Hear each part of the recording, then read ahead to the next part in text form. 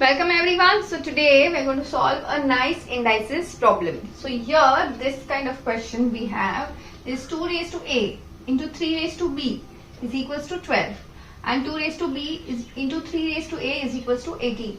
Please understand, whenever you don't have any sign, you just have a simple dot between the two numbers, it means it is multiplication. Okay, so now make this equation 1, make this equation 2. So let's do one thing, let's multiply 1 and 2. So now what you will get is 2 raised to a into 2 raised to b into 3 raised to a into 3 raised to b is equals to 12 into 18. Okay, now understand, when you have the same basis, basically you have, if you have a raised to m into a raised to n, it is nothing but what? A raised to m plus n. So in this case, this is also becoming 2 raised to a plus b into 3 raised to a plus b. This is, now let's write this in terms of multiples of 6. Okay, 6 into 2 into 6 into 3. Okay, why like that? Because if you see, the indices are same. Whenever you have indices same, like a raised to b into c raised to b, you can write this as nothing but a into c the whole raised to b. So basically you can write 2 into 3 the whole raised to a plus b. So 2 into 3 is nothing but what? 6 the whole raised to a plus b. Now if you see over here, we have what? 6 and 6, which is what? 6 square, and 2 into 3 also gets you another 6. So this becomes what? 6 cube. Now since the bases are same, I can directly equate the indices. So I can say a plus b is equals to 3. Okay. Now what you will do is, now let's, since we've already done multiplication and we have got one equation, let's try and do the division part. Divide 1 and 2.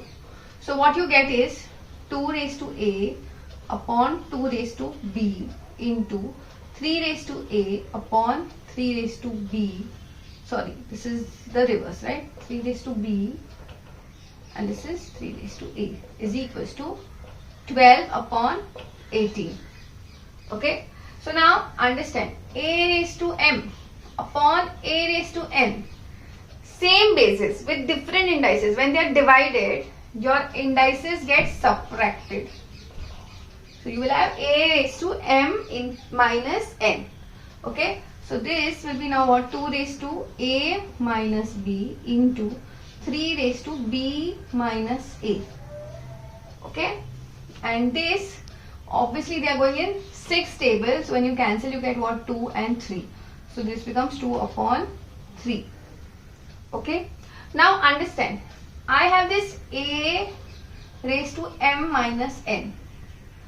If I want, I can also write this as nothing but what? A raised to n minus sign outside minus m, right?